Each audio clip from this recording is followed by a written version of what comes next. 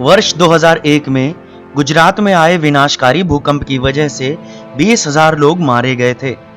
इस दौरान राजनीतिक दबाव के चलते तत्कालीन मुख्यमंत्री केशुभाई पटेल को इस्तीफा देना पड़ा। प्रधानमंत्री नरेंद्र मोदी का 17 सितंबर को जन्मदिन है, यानी कि आज। अब वो 72 साल के हो गए हैं। उनका जन्म गुजरात के महेसाणा जिले में स्थित वडनगर में 1950 को हुआ था। पीएम मोदी के जीवन पर नजर डालें तो यह संघर्षों से भरा रहा है। बचपन में वो चाय बेचने का काम करते थे। एक चाय वाले से किस तरह उन्होंने पीएम पद का सफर तय किया, आइए जानते हैं उनके बारे में। पीएम मोदी के पिता का नाम दामोदर दास था। उनकी स्टेशन के बाहर एक चाय की दुकान थी। पीएम भी बचपन में पढ़ाई से उन्हें जो समय मिलता उसमें दुकान पर पिता का हाथ बटाने पहुंच जाते थे। उनकी मां का नाम हीराबेन है। वह उन्हें बचपन में प्यार से नरिया बुलाती थी। पीएम मोदी 6 भाई बहन हैं। वो खुद तीसरे नंबर पर आते हैं।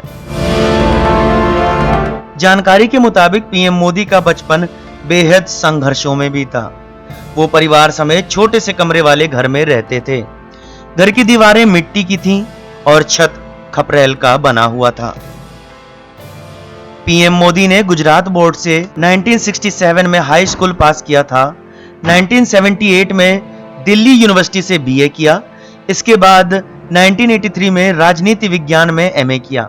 एमए में उनके पास European politics, Indian politics analysis और साइकोलॉजी ऑफ पॉलिटिक्स आदि सब्जेक्ट्स थे। पीएम मोदी का बचपन से ही आरएसएस की तरफ जुड़ाव था। 1958 में उन्होंने स्वयं सेवक की शपथ ली। कई वर्ष लगातार वो आरएसएस की शाखाओं में जाते और उससे जुड़े रहे। इसके बाद 1974 में वह नवनिर्माण आंदोलन में शामिल हुए। कई सालों तक वह राष्ट्रीय स्वयंसेवक संघ के प्रचारक रहे। इसके बाद जाकर उन्होंने 1987 में बीजेपी ज्वाइन की।